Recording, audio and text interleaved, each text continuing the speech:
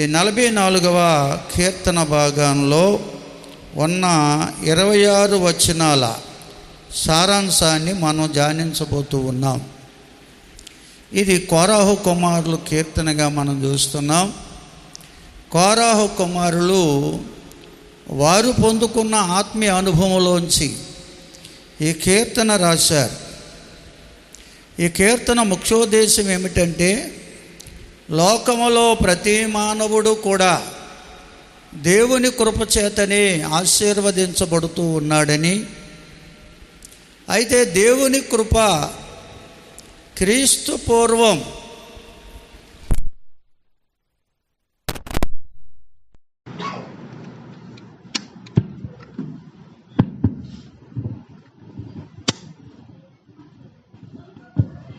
దేవుని కృప అనేది క్రీస్తు పూర్వం ఏ విధంగా మానవాళిని ఆశీర్వదించింది, ఈ కొత్త నిబంధన కాలములో క్రీస్తు శకములో దేవుడు తన కృప ద్వారా ఈ విధంగా ఆశీర్వదిస్తూ ఉన్నాడో ఈ కీర్తన భాగంలో మనం చూడగలం.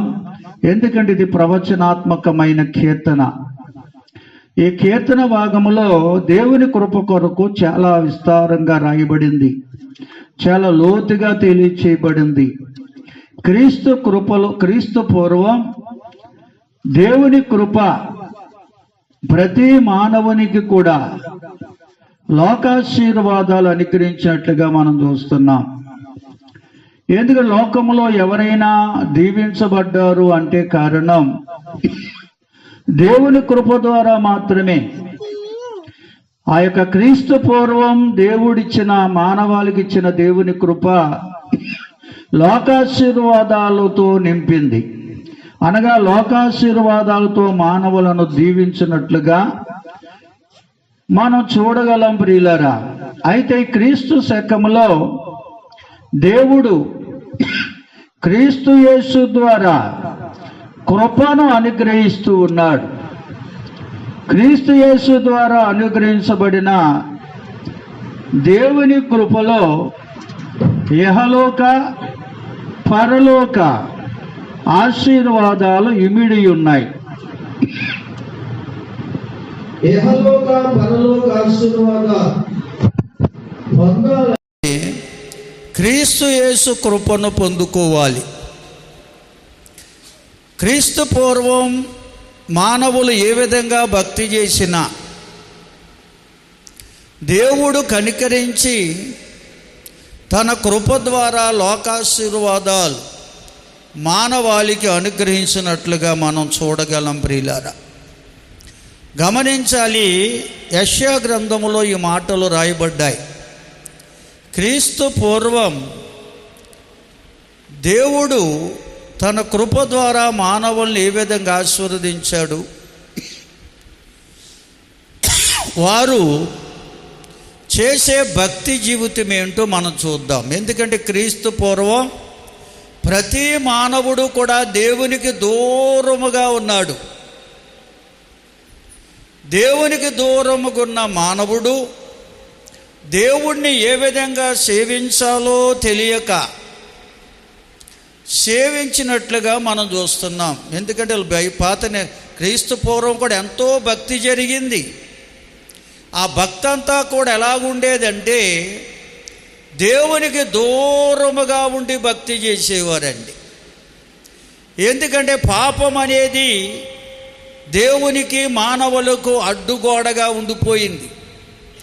అందుకే మానవులు దేవుణ్ణి ఎరగక, దైవ చిత్తాన్ని ఎరుగక, దేవుడు కాని వారిని దేవుళ్ళుగా ఆరాధిస్తూ ఎలా దేవుణ్ణి సేవించాలో ఆ విధంగా సేవించకుండా వారి ఇష్టానుసారంగా దేవుణ్ణి సేవించేవారట.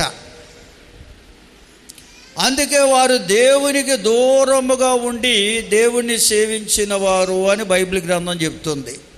యెషయా గ్రంథం 66వ అధ్యాయం మొదటి 3 వచనాల్లో ఈ మాటలు ఉన్నాయండి. ఒకసారి చూద్దామా? ఒక్కరు చదవండి. యెహోవా ఇలాగూ ఆజ్ఞ ఇచ్చుచున్నాడు, ఆకాశము నా సింహాసనం, భూమి నా పాదపీఠము. మీరు నా నిమిత్తము కట్టనుద్దేశించిన ఇల్లు ఏ పాటిది?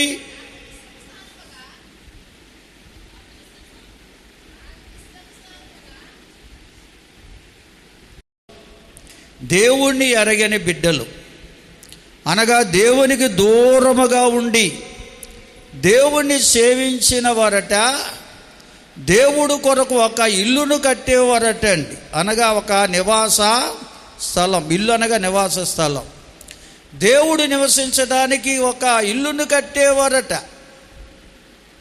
దేవుడు అంటాడు, ఆకాశము నా సింహాసనము, భూమి నా పాదపీఠం, నేను విశ్వమంతా నిండున్నవాడను కదా, మరి మీరు కట్టే ఇల్లు నాకు సరిపోతుందా?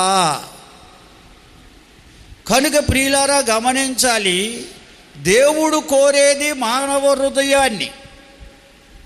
ఎవరైతే దీనుడై విరిగి నలిగిన హృదయముతో ఆయనను సేవిస్తారో వారి హృదయములో ఆయన నివాసం చేయడానికి ఇష్టపడుతున్నాడు.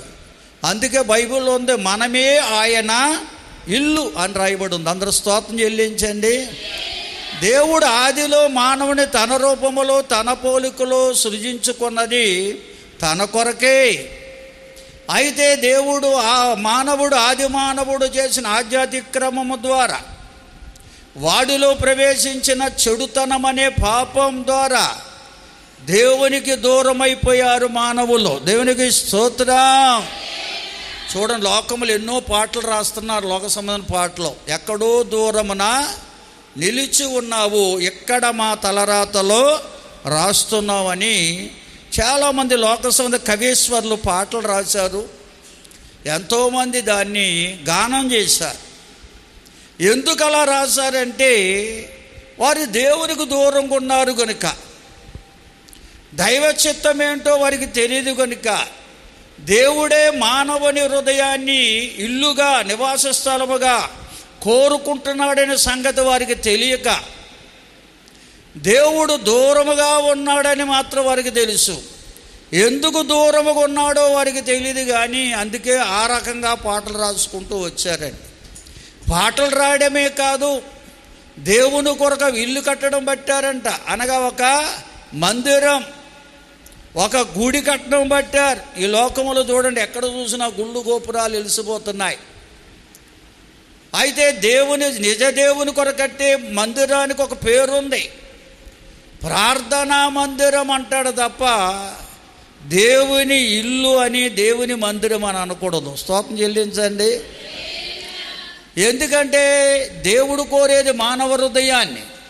మనము కట్టే ఈ మందిరం దేవునికి ప్రార్థన చేయడానికి. లోకంలో చాలామంది అన్నారు, ఎందుకు మందిరాలు కట్టాలి, దేవుడు వచ్చేస్తున్నాడు కదా, ఆయన రాకడలు ఎన్ని విడిచిపెట్టాలి కదా అని. ఎందుకు ఈ మందిరాలు కట్టబడుతున్నామంటే, ఇళ్లల్లో ఆరాధన జరుగుతుంటే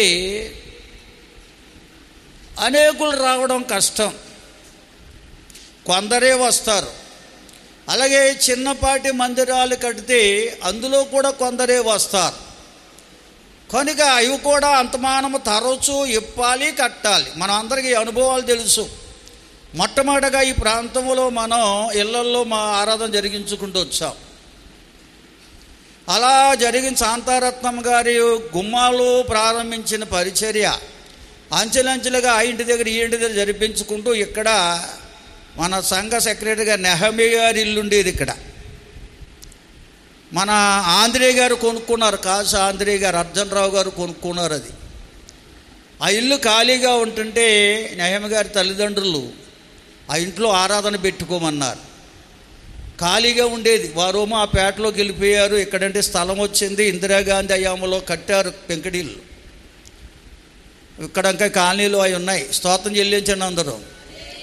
అలా జరిగించుకుంటున్నప్పుడు ఇక్కడ చిన్న గొయ్యి ఉండేది. మన కాంపౌండ్ వాళ్ళు మన సోదరులు కూర్చున్న స్థలం నూతు పక్కనే లోతైన గొయ్యి. అది యొక్క గడ్డి పెరిగిపోయింది, ఏపుగా పెరిగిపోయి ఉండేది.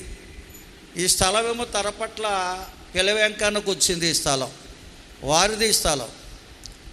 ఆ స్థలంలో అది కప్పేసి మన సోదరులు ఒక సలహా ఇస్తే ఎవరో కాదు, మన సంఘానికి వచ్చేవారు కాకుండా వేరే సంఘానికి వెళ్ళి సోదరుడు కుంచే సత్యమన్నయ్య అనేవారు, పాపమ్మ గారి భర్త. తమ్ముడు ఎందుక ప్రయాసపడతారు, ఆ స్థలం పంచాయతీ స్థలం కదా, అడ్డేశాం అక్కడ ఆ స్థలంలోనే. తర్వాత ఈ స్థలాన్ని అమ్మేస్తానని వారే వచ్చారు. వచ్చి ఈ స్థలాన్ని మేము అమ్మేస్తున్నామంటే దానికి ఆ డబ్బు ఇచ్చి నేను కొన్నాను. దీన్ని స్తోత్రం చెల్లించండి.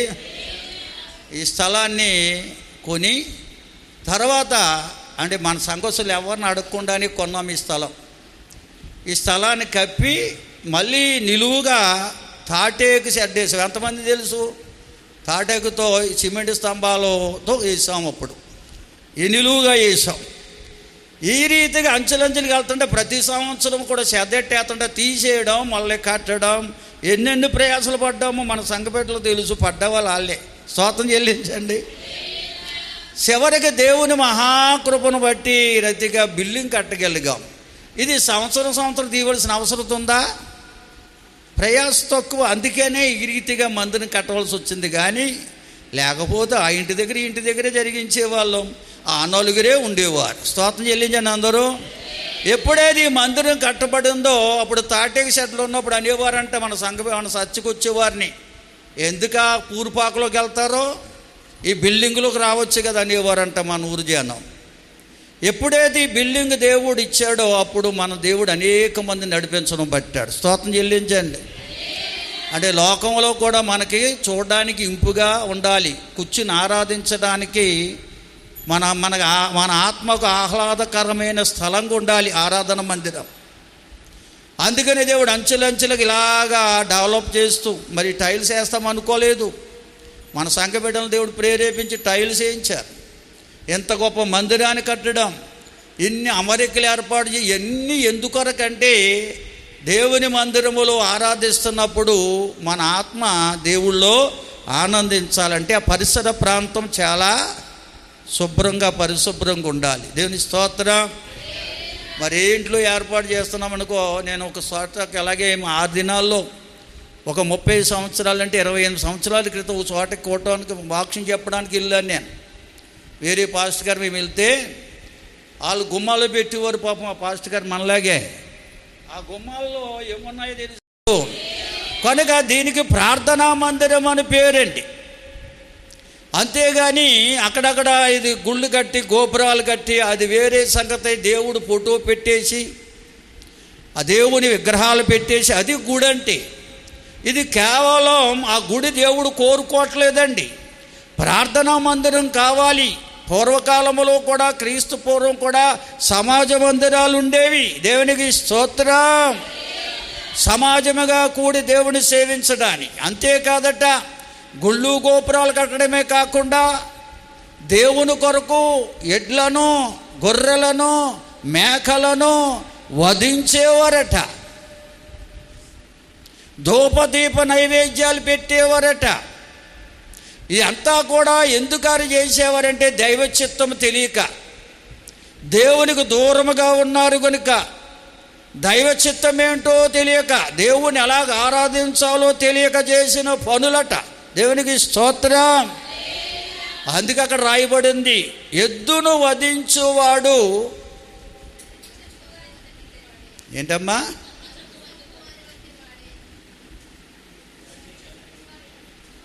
అసలు మీ మాట నాకు వినపడిన నాకు కండు చూపు. గొర్రె పిల్లను బరిగా అర్పించువాడు, కుక్క మెడను విరిచువాడు వంటివాడి, నైవేద్యము చేయువాడు, పంది రక్తం అర్పించువాని వంటివాడి, ధూపము వేయువాడు, బొమ్మను స్తుతించువాని వంటివాడి, వారు తమకి ఇష్టమైనట్లుగా త్రోవలను ఏర్పరచుకునిరి. వారు ఈ అసహ్యమైన పనులు తమకే ఇష్టంగా ఉన్నాయి. దేవుడికి ఇష్టం కాదంటే ఈ కార్యాలు. ఏదో గుడి కట్టేసి అందులో ఆయన ఫోటో పెట్టేసి ఆయన విగ్రహం పెట్టేస్తే అది దేవునికి ఇష్టమైన కార్యం కాదు. అంతేకాదు, బలులు అర్పిస్తే ఎద్దును వధించిన, మేకను వధించిన, గొర్రెను వధించిన, ధూపదీప నైవేద్యాలు పెట్టిన అన్నీ కూడా దేవునికి అసహ్యం అంటవి. ఎందుకంటే ఇవన్నీ కూడా దేవుడు సృజించినటువంటి జీవరాశులే, దేవుని సృష్టిలో లభించేవే, దేవుడు కలగజేసినవి. దేవుడు మన కోసం కలగజేశాడు, మానవాళి కొరకవి. ఎద్దులైనా, గొర్రెలైనా, మేకలైనా, జీవరాశులన్నీ మన కొరకే సృజించాడు. పళ్ళు పలహారాలన్నీ, పువ్వులు పళ్ళు పలహారాలన్నీ కూడా మన కొరకే దేవుడు సృజించాడు. ఈ ధూపదీప నైవేద్యాలన్నీ మనం సేవించడానికే కానీ దేవుడు ఆగ్రహించడానికి ఆయన చేయలేదు. దేవుని స్తోత్రం. కనుక ఇవన్నీ కూడా మన కొరకే దేవుడు సృజిస్తే మానవుడు మాత్రం దేవుడికి చెల్లిస్తున్నాడట. ఎద్దును వధించేవాడు నరుని చంపిన వాడితో సమానం అంటున్నాడు. దేవుని స్తోత్రం. మేకను వధించేవాడు కుక్క పిల్ల మెడని విరిచిన వాడితో సమానం అంట. ధూపదీప నైవేద్యాలు అర్పించేవాడు పంది రక్తం అర్పించిన వాడితో సమానం అంటండి. జోపం వేసేవాడు బొమ్మను పూజించిన వాడితో సమానం అంట. ఇవన్నీ కూడా దేవునికి దూరముగా ఉండేవారు చేసే భక్తి అండి. అది మనసులో పెట్టుకోండి. మీకు అర్థం కావాలి, భక్తి అంటే ఏంటో తెలవాలి. దేవుని దూరం గుండా ఉన్నవారు చేసే భక్తి కార్యాలవి. ఓ గుడి కట్టేయడం, ఆ దేవుని విగ్రహం పెట్టేయడం, బొమ్మలు పెట్టేయడం, పూజలు చేయడం, అది దేవుణ్ణి ఎరగిన వారు చేసే భక్తి. బలులు అర్పించడం, అది కూడా దేవుని ఎరగిన వారు చేసే భక్తి. నైవేద్యాలు పెట్టడం, అది కూడా దేవుని ఎరగిన వారు చేసే భక్తి. ధూపదీప నైవేద్యాలు అర్పించడం, అది కూడా దేవునికి ఇష్టము లేని భక్తి, వారి ఇష్టానుసారంగా చేసే భక్తి. వీరందరూ ఎవరంటే దేవునికి దూరముగా ఉన్నవారే. అందరూ స్తోత్రం చెల్లించండి. వీరెవరో దేవుడితో సహవాసం చేసేవారు కారండి. ఎందుకంటే పాపం అనేది వారిలో ఉంది. పాపము నుండి విడుదల పొందకుండా దేవునికి సమీపస్థులం కాలేము. హల్లెలూయా. దేవునితో సహవాసం చేయలేము. నిజంగా దేవునికి సమీపస్థుడవైతే, సమీపస్థురాలవైతే, దేవునితో సహవాసం చేసే భక్తి నువ్వు చేస్తే నీ భక్తి కార్యాలే వేరుగా ఉంటాయి. దేవునికి స్తోత్రం. బొమ్మలకు పూజించు, ధూపదీప నైవేద్యాలు పెట్టు, బలులు అర్పించు, ఇవన్నీ కూడా దేవునికి ఇష్టము లేని కార్యాలు ఏవి మనం చేయమండి. అందుకే అదే యెషయా గ్రంథంలో రాయబడి ఉంది. యెషయా గ్రంథం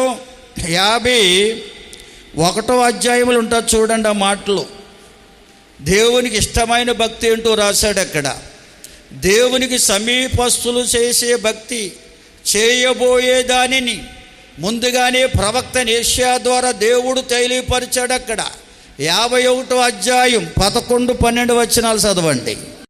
బిగ్గరగా దేవుని స్తుతిస్తారా? దేవుని వైపు చేతులెత్తితే 51వ అధ్యాయం 11, 12 వచనములో దేవుణ్ణి సమీపస్తులుగా మానవులు ఉండి సేవించబోతున్నారని, వారే దేవుని చేత విమోచించబడిన వారని, లోక పాపము నుండి విమోచించబడి వారు సియోనుకు వస్తారని. దేవునికి స్తోత్రం. మళ్ళీ చదవమ్మా. యెహోవా విమోచించిన వారు హోసన్నను అనగా దేవుని సన్నిధి. ఇహలోకములో పరోక్షముగా దేవుని సన్నిధి ఎక్కడుంటుందంటే దేవుని ప్రార్థనా మందిరములో ఉంటుంది. 2, 3 ఏకమైన నామమున ఎవరైతే కూడి ఉంటారో ఆయన నామమున అక్కడ ఆయన సన్నిధి ఉంటుంది. 2 కంటే 3 కంటే అనేకులముగా చేరి ఉన్న ఈ ప్రార్థనా మందిరములో దైవ సన్నిధి ఉంది. కనుక దీనికి సియోను అని పేరు. దేవుని స్తోత్రం చెల్లించండి అందరూ. అనగా సియోన్ అంటే పరలోకం, పరలోకానికి ప్రతిబింబం, దైవ సన్నిధి దొరికే స్థలం. హల్లెలూయా. కనుక నీవు దేవుని సన్నిధికి వచ్చేటప్పుడు ఎలా రావాలంట? ఎలా రావాలి? ఏడుస్తూ రామనుందా?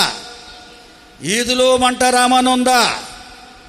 ఎలా ఉందో? ఎలా రావాలి? పనుల కాలం కదా, పని మేసి వెళ్దామా? వెళ్ళకపోతే పాటగాడు ఏమంటాడు అని సనుక్కుంటూ రామని రాలేదు. అక్కడ సంగీతనాదములతో రావాలంట. దేవుని స్తోత్రం. మన హృదయాంతరంగముల నుంచి దేవుణ్ణి స్తుతి స్తోత్రాలు పాడుకుంటూ మనసులో పాడుకుంటూ రండి, పాడుకుంటే పైకి పాడుకుంటూ వస్తే జనాలకు అర్థం కాదు కదా, హేళన చేస్తారు. స్తోత్రం చెల్లించండి అందరూ. హల్లెలూయా. దైవ సన్నిధికి వచ్చేటప్పుడు సంగీత నాదాలు మన హృదయములో వినపడాలి. దేవుని గూర్చిన పాటలు మన హృదయములోకి రావాలి. దేవుని గూర్చిన ధ్యాస ఆశతో రావాలి. అదే సంగీత నాదం అంటే. అటువంటి మనసుతో దేవుని సన్నిధికి వస్తే, ఆ సియోనుకు వస్తే ఆయన సన్నిధిలో ఉన్న సంపూర్ణ సంతోషం అనుభవిస్తారు. నమ్మిన వారు స్తోత్రం చెబుతారా? కనుక ఎవరు వస్తారంటే దేవుని చేత విమోచించబడిన వారు. దేవుడే పాపము నుండి మానవాళిని విమోచించాడు. 2024 సంవత్సరాల క్రితం ఆయన మనుష్య కుమారుడిగా భూలోకానికి వచ్చి కల్వరి శిలువ యాగము ద్వారా, శిలువలో ఆయన కార్చిన రక్తము ద్వారా మానవాళికి విమోచన అనుగ్రహించాడు. హల్లెలూయా.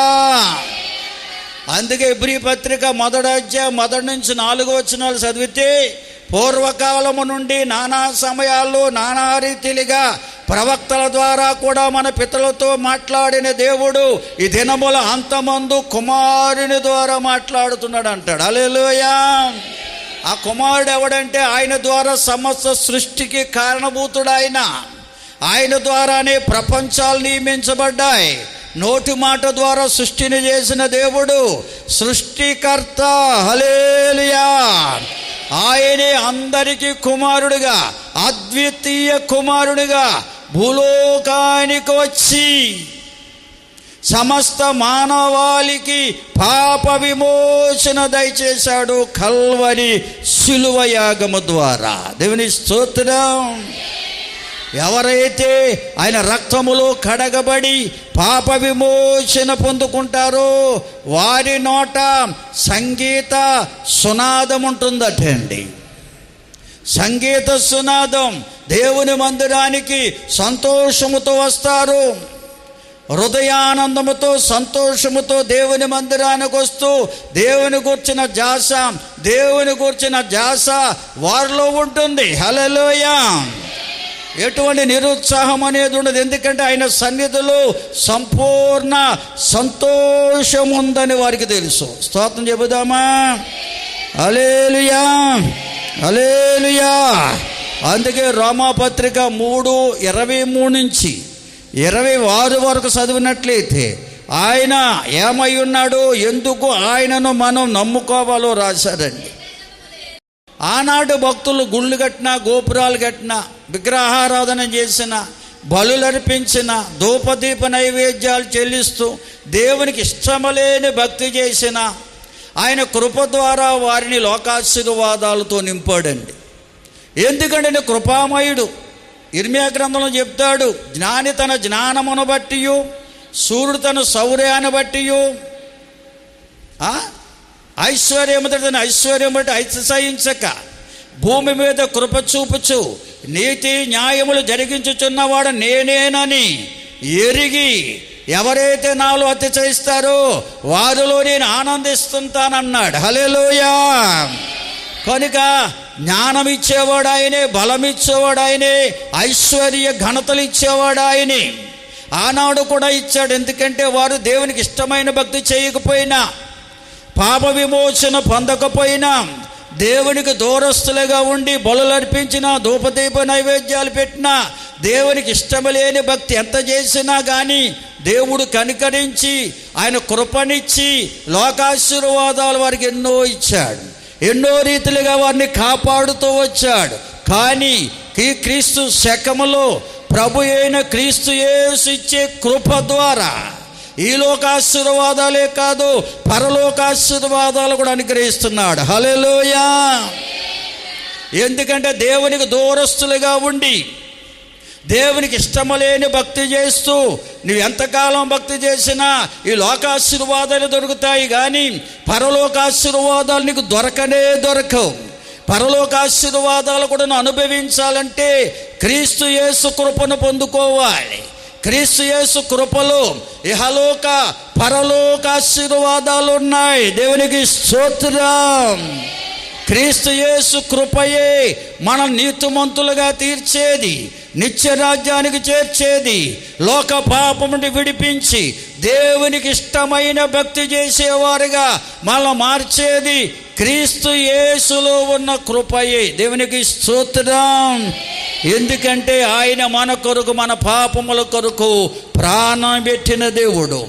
ఏ భేదము లేదు. అందరూ పాపము చేసి దేవుడానికి మహిమను పొందలేకపోతుండగా ఆయన లోకానికి మనుష్య రూపముగా వచ్చి ఆయన మానవాళి పాపముల కొరకు, ఏ పాపము లేని యేసయ్య సిలువలో యాగమై మానవాళికి పాప విమోచన అనుగ్రహించి దేవునికి దూరముగా ఉన్న మానవులను దేవునికి సమీపస్తులుగా చేశాడు. దేవునికి స్తోత్రం. హల్లెలూయా, హల్లెలూయా. చదవండి కొలస్సీ పత్రిక 1వ అధ్యాయం 19 నుంచి 22 వరకు రాయబడ్డాయి మాటలు. కొలస్సీ పత్రిక 1వ అధ్యాయం. అమ్మ చదువున వాళ్ళు చదవకుండా మరొకరు ఎత్తండి. ఎందుకంటే అన్ని వచనాలు ఒకరిద్దరే చదువుతున్నారు, అది మంచిది కాదు. అందరూ చదివితే అందరూ దీవించబడతారు, అది మా ఉద్దేశం. అంతేగాని చదివిన వాళ్ళే చదువుతున్నారంటే మిగతా వాళ్ళు వాళ్ళ బొమ్మలా చదువుతున్నారు, చదవచ్చు కూడా. నేను చెప్పాను కదా, 99% చదువుకున్న వారు ఉన్నారు మన మందిరంలో. ఆయన యందు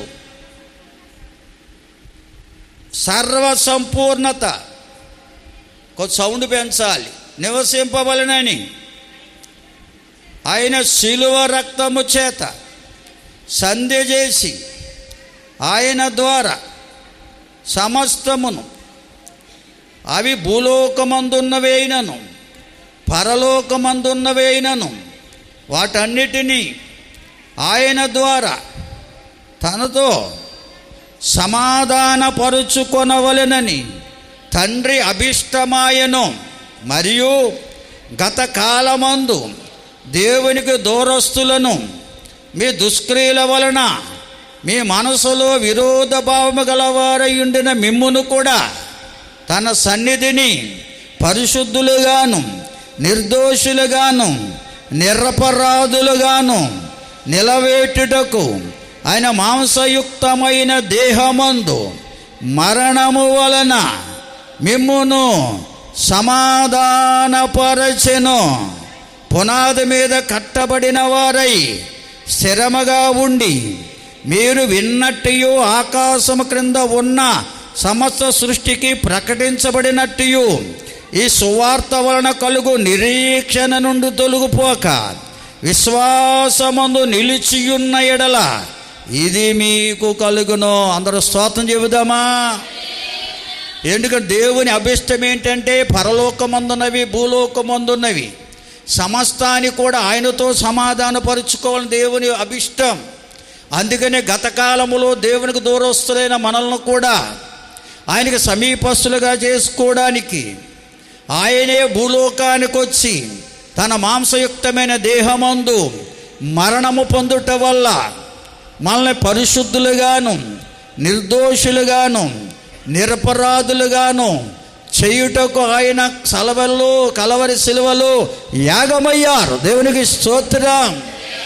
కనుక ఆయన చేసిన త్యాగమే, యాగమే మనలను, దేవునికి దూరస్తులైన మనలను దేవునికి సమీపస్తులుగా చేసింది.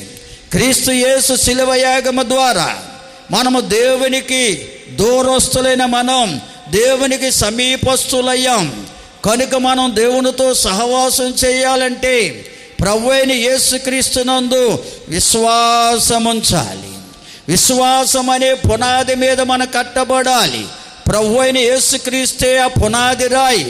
కనుక ఆయన మీద ఆయనందు విశ్వాసం ఉంచిన వారమైతే ఆయన సహాయము కొరకు ఎదురు చూస్తూ ఆయన సన్నిధికి వస్తాం. ఆయన సహాయం కొరకు ఎదురు చూస్తూ ఆయనకు ప్రార్థన చేస్తాం, విజ్ఞాపన చేస్తాం, కృతజ్ఞత పూర్వ విన్నపాలు తెలియజేస్తాం. ఈ భక్తి కార్యాన్ని దేవుడు కోరుకుంటున్నాడు. హల్లెలూయా. గుళ్ళు గోపురాలు కట్టి ఆయన రూపాన్ని స్థాపించి పూజించడం దేవుడికి ఇష్టం కాదు. బలులు అర్పించడం దేవుడికి ఇష్టం కాదు. ధూపదీప నైవేద్యాలు చెల్లించడం దేవునికి ఇష్టం కాదు.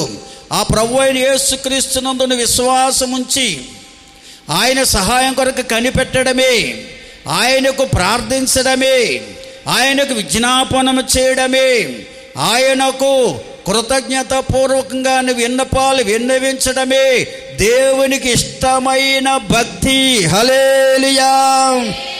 అందుకే బైబిల్ గ్రంథములు మరొకసారి భక్తుడు అంటాడు, నా పెదవులను ప్రభువా నీకు బలిగా అర్పిస్తున్నానంట. అంటే అర్థం ఏంటంటే ప్రార్థన చేసేటప్పుడు మన పెదవులు కలుస్తాయి, విజ్ఞాపన చేస్తున్నప్పుడు మన పెదవులు కలుస్తాయి, కృతజ్ఞతాపూర్వక విన్నపాలు విన్నవిస్తున్నప్పుడు మన పెదవులు ఆయనను ఘనపరుస్తాయి. పాట పాడినా, ప్రార్థన చేసినా, దేవుని వాక్యము చదివినా మన పెదవులు ఆయనకు బలి అర్పించినవిగా ఉంటాయి. దేవుని స్తోత్రం చెల్లించండి. అందుకంటాడు మన జిహ్వ ఫలాలే ఆయనకు బలియాగమంట. నాలుక ద్వారా ఆయన స్తుతించడం, మన ప్రతి అవయవము కూడా దేవుని ఘనపరచడమే బలియాగం. దాన్నే విరిగి నలిగిన హృదయం అంటాడు. హల్లెలూయా. విరిగి నలిగిన హృదయముతో దేవుని సన్నిధిలో, విరిగి నలిగిన హృదయముతో దేవుని అనిశము ప్రార్థించిన కలుగు ఈవులు మనకెన్నో, కలుగు ఈవులు మనకెన్నో, రండి యెహోవాను గూర్చి ఉత్సాహగానము చేయుదము. ఆయనే మన పోషకుడు, నమ్మదైన దేవుడు. ఆయనే మన పోషకుడు, నమ్మదైన దేవుడు. ఆహా హల్లెలూయా, ఆహా హల్లెలూయా. దేవుని సన్నిధికి వచ్చిన వారు విరిగినలేరు హృదయంతో దేవునికి ప్రార్థన చేసేవారు ఉండాలి, పాటలు పాడేవారు ఉండాలి, ప్రభు వాక్యమును చదివేవారు ఉండాలి. అది దేవునికి ఇష్టమైన బలియాగం అంట. లోక సంబంధమైన జీవరాశులు కాదు బలిచ్చేది. దేవుడు సృష్టిలో మనకు అనుగ్రహించిన వాటిని ధూపదీప నైవేద్యాలుగా కాదు దేవుడు కోరుకునేది. పౌలు పలహారాలు పూలు కాదు దేవుడు కోరుకునేది. దేవుడు కోరుకునేది మానవ హృదయాన్ని. నువ్వు మనస్ఫూర్తిగా ప్రభువునందు విశ్వాసం ఉంచితే, నా ప్రభువు యొక్క చేసిన కార్యాన్ని, నన్ను పాపము నుంచి విడిపించడం కొరకు దేవునికి దూరముగా ఉన్న నన్ను దేవునికి సమీపస్తుడిగా చేయడం కొరకు ఆయనే భూలోకానికి వచ్చి నా పాపముల కొరకు, అపరాధముల కొరకు సిలువలో యాగమై నన్ను దేవునికి సమీపస్తుడిగా నన్ను చేశారని విశ్వాసము హృదయములో నీకుంటే విరిగి నలిగిన మనస్సు కలిగి నువ్వు జీవిస్తావు. హల్లెలూయా. ఆయన చేసిన కల్వరి శిలువ యాగమే మన హృదయాన్ని కదిలించేది, విరిగి నలిగిన మనసుగా మార్చేది. అటువంటి మనసుతో మనం పాటలు పాడాలి, ప్రార్థించాలి, వాక్యమును చదవాలి. అది దేవుడు కోరుకుంటున్న బలియాగం. దేవునికి స్తోత్రం చెబుదామండి. హల్లెలూయా. అదే దేవునికి ఇష్టమైన భక్తి. అందుకే మన మందిరంలో బొమ్మలు పెట్టాం, దేవుడు రూపాన్ని పెట్టాం, విగ్రహం. ఇది గుడి కాదు, ప్రార్థనా మందిరం, దైవ సన్నిధిని అనుభవించే స్థలం, సియోను. హల్లెలూయా, హల్లెలూయా. కాబట్టి ప్రియులారా, దేవునికి దూరస్తులైన మనల్ని సమీపస్తులుగా ప్రభు అయిన యేసుక్రీస్తు వారి కల్వరి శిలువ యాగము ద్వారా మనల్ని సమీపస్తులు చేశారు. మనము దేవునికి దూరస్తులం కాము, సమీపస్తులం కనుక, దేవునితో సహవాసం చేసేవారం కనుక, ఆయనకు ప్రార్థించేవారుగా, విజ్ఞాపన చేసేవారుగా, కృతజ్ఞతార్పణలు అర్పించేవారుగా మనం ఉండాలి. అడిగేవారుగా, వెతికేవారుగా, తట్టేవారుగా ఉండాలి. అందరూ స్తోత్రం చెల్లించండి.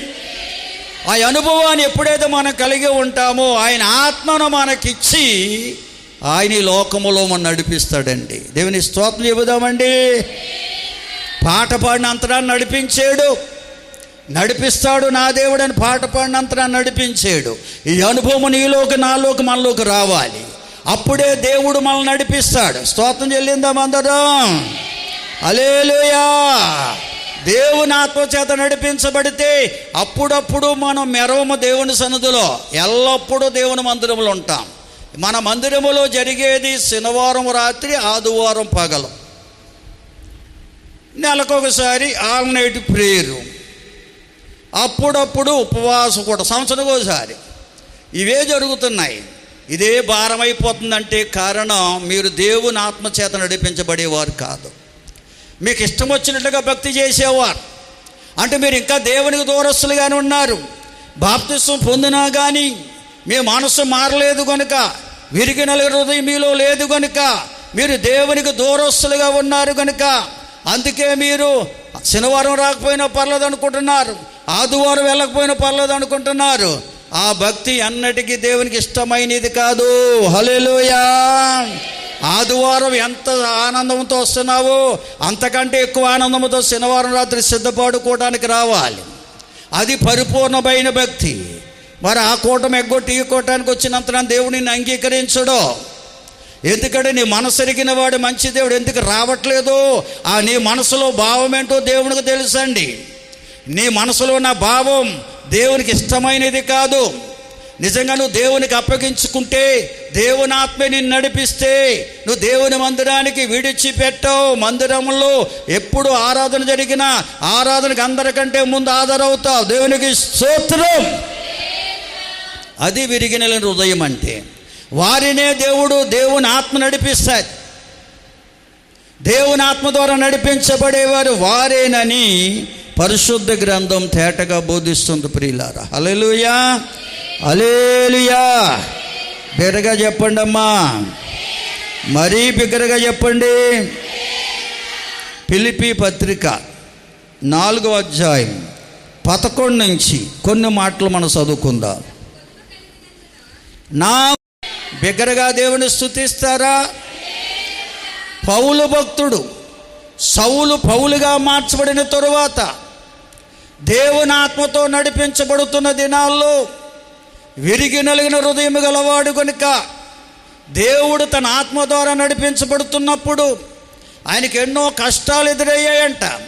ఎన్నో శ్రమలు, ఎన్నో కొదువులు, ఎన్నో వ్యాధి బాధలు, ఎన్నో నిందలు, అవమానాలు ఎదురైనప్పటికీ దేవుని ఆత్మ ఆయన మీద ఉన్నాడు కనుక, దేవుడే తన ఆత్మ ద్వారా నడిపిస్తున్నాడు కనుక కొదువు ఉందని కృంగిపోలేదు, సమృద్ధి ఉందని ఉప్పొంగిపోలేదు.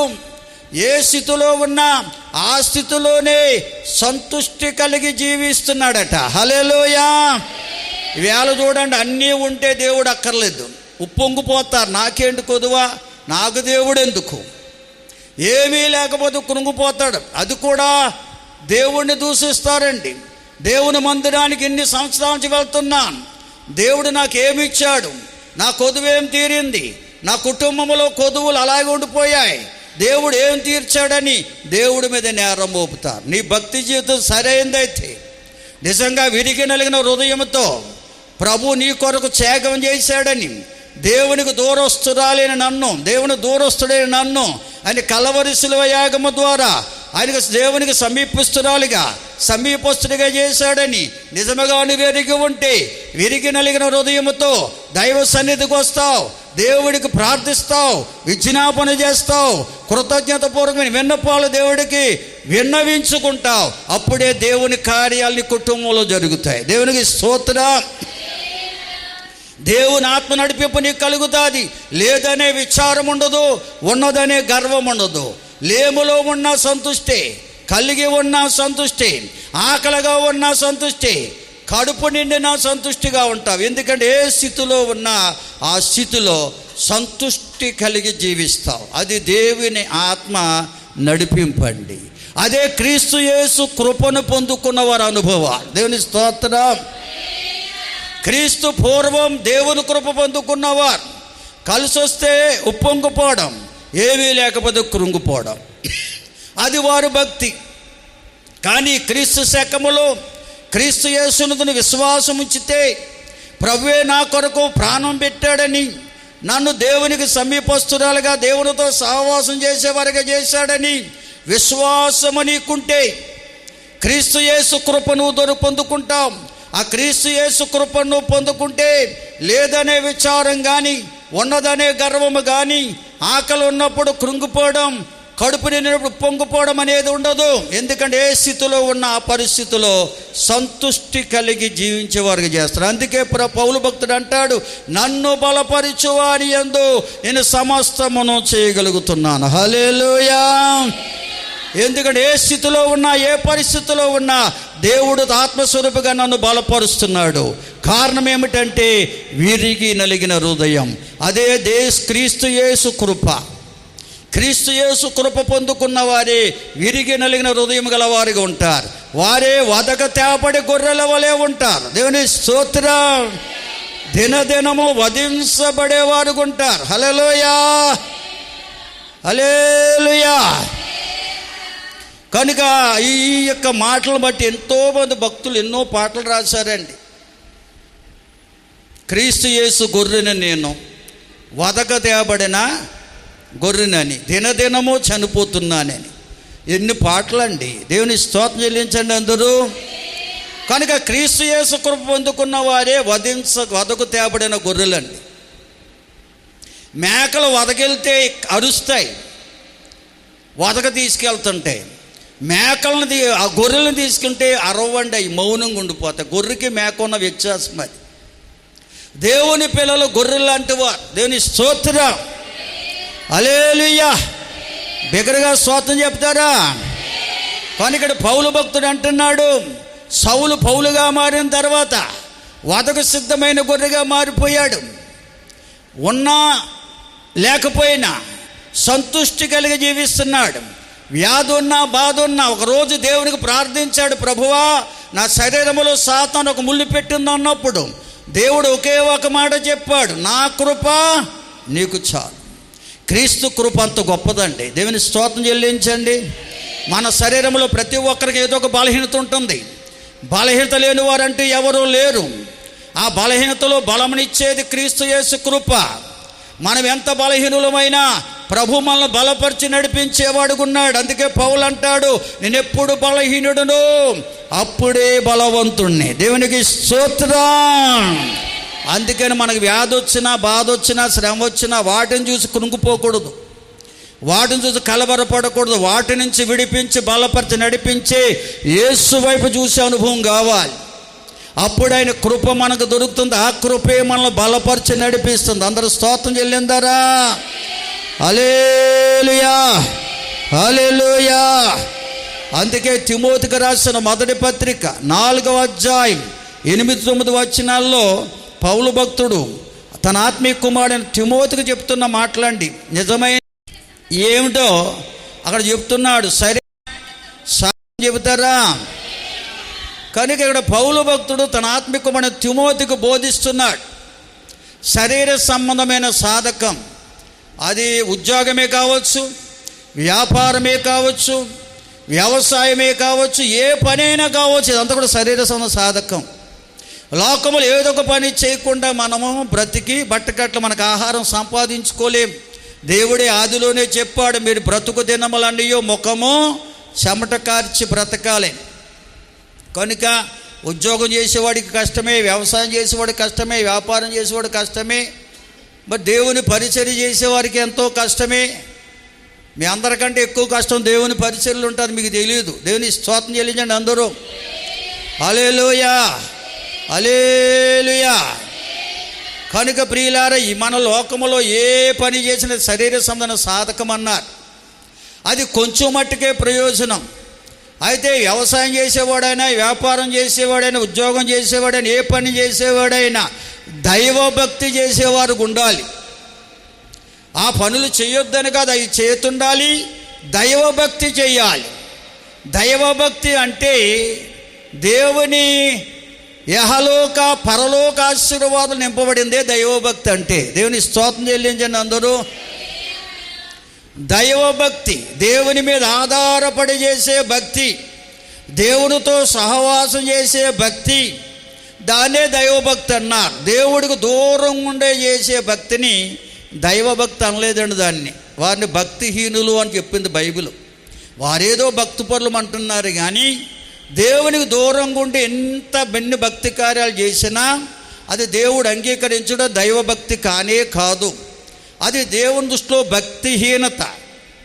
కనుక దైవభక్తి అంటే దేవునితో సహవాసం చేసే భక్తి, దేవుని మీద ఆధారపడి చేసే భక్తి, దేవుడుకు సమీపంగా ఉండి చేసే భక్తి. ఈ భక్తి ద్వారా ఇహలోక పరలోక ఆశీర్వాదాలు ఉంటాయంట. దేవుని స్తోత్రం చెబుతారా? ఈ లోకములోనూ మనం దీవించబడతాం. లోకాన్ని విడిచిపెట్టిన తర్వాత కూడా అంతకంటే ఎక్కువ దీవెన పరలోకంలో దొరుకుతుంది. దేవుని స్తోత్రం. అంటే ఇహలోక ఆశీర్వాదాలు దొరుకుతాయి, పరలోక ఆశీర్వాదాలు దొరుకుతాయి దైవభక్తిలో. అది దేవునికి సమీపంగా ఉండి చేసే భక్తి, దేవునికి ఇష్టలుగా చేసే భక్తి, నిత్యము దేవుని విశ్వాసముతో దేవునికి ప్రార్థిస్తూ విజ్ఞాపన చేస్తూ కృతజ్ఞతను విన్నవాళ్ళు తెలియజేస్తూ చేసే భక్తి దైవభక్తి. ఈ భక్తి వల్ల ఇహలోక పరలోక ఆశీర్వాదాలు దొరుకుతాయని బైబిల్ గ్రంథం తేటగా బోధిస్తుంది. స్తోత్రం చెప్తారండి. అదే తిమోతి పత్రికలో 3వ అధ్యాయం 16లో కూడా రాయబడింది. చూడండి, వెనకాల ఉంటుంది, పక్కనే పేజీలో. అసలు దైవభక్తి ఏంటో నేర్పించడానికి క్రీస్తు యేసుగా భూలోకానికి రావాల్సి వచ్చింది. దైవభక్తి అనేది ఒక మర్మముగా ఉండిపోయిందంటే క్రీస్తు పూర్వం. అంటే దైవభక్తి ఎలా చేయాలో తెలియని స్థితిలో దేవునికి దూరంగా ఉండి దేవునికి ఇష్టం లేని కార్యాలు చేస్తూ ఎందరో భక్తి చేస్తున్నారని, ఆ భక్తి దేవుడికి అంగీకారం కాదని, వారు ఎన్నటికీ నిత్య జీవాన్ని పొందుకోలేరని, నాశనానికి పోతారని గుర్తెరిగిన దేవుడు ఆయనే భూలోకానికి సశరీరుడు గనక శరీరమును ధరించిన వాడిగా భూలోకానికి వచ్చాడు. మొట్టమొదటిగా దేవదూతలు కనపడ్డాడు. వారే లోకానికి వచ్చి పసిపాలుడిగా పశువుల తట్టులో ఉన్న ఆ బాలుడైన యేసు కొరకు ఆ గొర్రెల మందలు కాచుకుంటున్న గొర్రెల కాపర్లకి చెప్పారు, హల్లెలూయా, ఇదిగో ప్రజలందరూ కలగబడి మహా సంతోషకరమైన వర్తమానం, రక్షకుడు మీ కొరకు పుట్టి ఉన్నాడు. అందరూ స్తోత్రం చెబుతారండి. బెత్లెహేముపురములో పశువుల పాకలు అక్కడ పొత్తుగుడలతో చుట్టబడి ఉన్నాడని ఆనవాళ్ళు కూడా చెప్పేసే దేవదూతలు చెప్పారు ముందు వర్తమానం లోకానికి యేసయ్య భూలోకములో శరీరధారికి వచ్చినప్పుడు.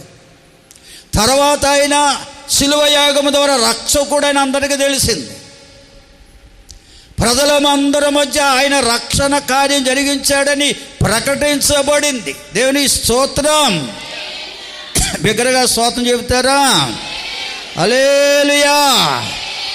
అంతేకాదు లోకమందు నమ్మబడ్డాడు, ఆరోహణమై తేజోమయుడయ్యాడు. అనగా ఆయన ఆరోహణమై పరలోకానికి వెళ్ళిపోయాడు. దీన్ని స్తోత్రం చెబుతామండి. అంటే యేసుక్రీస్తు ప్రభువారు ఎందుకు భూలోకానికి వచ్చారంటే నిజమైన దైవభక్తిని మానవాళికి తెలియజేయడానికి వచ్చారు. ఇహలోక పరలోక ఆశీర్వాదంతో నింపబడిందే దైవభక్తి అని. ఈ లోకంలో ఉండి వ్యవసాయం చేసినా, వ్యాపారం చేసినా, ఉద్యోగం చేసినా, ఏ పని చేసినా దైవభక్తి కూడా చేయాలని, దేవునికి సమీపస్తుడవై దేవునికి సమీపస్తురాలవై పాపం నుంచి విడుదల పొందుకుని దేవుడితో సహవాసం చేస్తూ దేవుని మీద ఆధారపడి దేవుని విశ్వాసముతో నువ్వు భక్తి చేసే బిడ్డగా ఉండాలని, అప్పుడే ఇహలోక పరలోక ఆశీర్వాదాలు మీకు దొరుకుతాయని, అది క్రీస్తు యేసు కృప ద్వారా దొరుకుతుందని ఈ యొక్క దైవభక్తిని కూర్చున్న మర్మం 2024 సంవత్సరాల క్రితమే శిలువ యాగము ద్వారా బయలుపరచబడింది. దేవునికి స్తోత్రం. హల్లెలూయా, హల్లెలూయా. కనుక ఈ మర్మం ఎవరైతే ఎరిగి ఉంటారో వారు చేసే భక్తి ఎలా ఉంటుందో అదే తిమోతికి రాసిన పత్రికలో ఉందండి. 6వ అధ్యాయం 6వ వచనం నుండి 8 వరకు చదవండి. నిజంగా క్రీస్తు యేసు కృపను మనం పొందుకుంటే సంతుష్టికరమైన దైవభక్తి చేస్తామండి. మనం చేసే భక్తి ద్వారా సంతుష్టిగా జీవిస్తాం. ఉన్నదనే గర్వం, లేదనే విచారం మనలోకి రాదు. ఏ స్థితిలో ఉన్నా, ఏ పరిస్థితిలో ఉన్నా దైవ సన్నిధిని సహవాసాన్ని కలిగి ఉంటాం. దైవ సన్నిధిని సహవాసాన్ని విడిచిపెట్టం. ఎందుకంటే అది సంతుష్టికరమైన దైవభక్తి అండి. ఎందుకంటే లోకంలో మనం వచ్చినప్పుడు ఏమీ తేలేదు, వెళ్ళిపోయేటప్పుడు లోకంలోంచి ఏమీ తీసుకుని పోలేం. మీలో ఎవరన్నా లోకంలో వచ్చినప్పుడు, అనగా తల్లి గర్భం లోకంలో పుట్టినప్పుడు ఏమన్నా తెచ్చారా? చెప్పండి, మాట్లాడరేంటి? ఈ పిల్లలు చదివేతను ఎన్నంటిలాగా వాక్యం అయిపోయిన తర్వాత తలెత్తు చూడాలి. మీరు ఎవరన్నా తెచ్చారా? పుట్టినప్పుడు పుడుతుండగానే కేజీ బంగారం తెచ్చావా? తెచ్చారా? మీరు ఎవరు తేలేదు. మరి వెళ్ళిపోయినప్పుడు ఏమైనా పట్టుకెళ్తామా? మాట్లాడరేంటి? మౌనంగా ఉన్నారు. వీళ్ళు ఎవరికి తెలియదేమో పాపం. ఈ లోకంలో ఉన్నారా? మీరు లేరా? ఉన్నారా? పుడుతుండగా ఏమీ తేలేదు. అందుకని అమ్మని నాన్ని పేసి పెట్టో, ఏడుసో, ఎదముక్క ఏదో రకంగా మంచి బట్టలు, మంచి వస్తువులు సంపాదించుకుంటున్నారు. లోకాన్ని విడిచిపెట్టి వెళ్ళిన తర్వాత ఒంటి మీద వస్త్రము కూడా ఉంచదండి హైందువులు.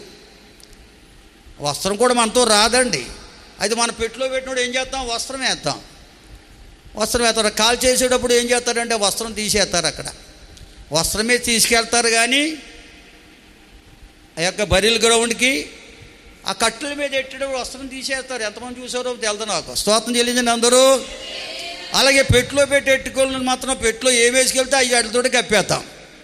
అయితే వస్త్రం పట్టుకుని వెళ్ళరు. మరి ఆ శవంలోనే కుళ్ళిపోతాయి అంతే. అయ్యి స్తోత్రం చెల్లించండి అందరూ. ఎందుకంటే మా అమ్మగారు చనిపోయినప్పుడు, ఎందుకంటే ఆయా శవంతో అవి మట్టిలో కలిసిపోతాయి, మనతో రావు. అందుకన్నాడు వచ్చేటప్పుడు ఏమీ తేలేము, వెళ్ళేటప్పుడు కూడా మేము ఏమీ తీసుకెళ్ళలేము. కనుక అన్న వస్త్రములు గలవారమై తృప్తి కలిగి ఉందాం. దేవుని స్తోత్రం చెల్లించండి అందరూ. హల్లెలూయా. అన్న వస్త్రాలు అన్నాడా? పలావు, దమ్ బిర్యానీ అన్నాడా? అనలేదు. ఇక్కడ ఎటువంటి అన్నమైన, ఎటువంటి వస్త్రమేనంట. ఖరీదైన వస్త్రాలు, ఖరీదమైన భోజనం అని రాయలేదు బైబిల్లో.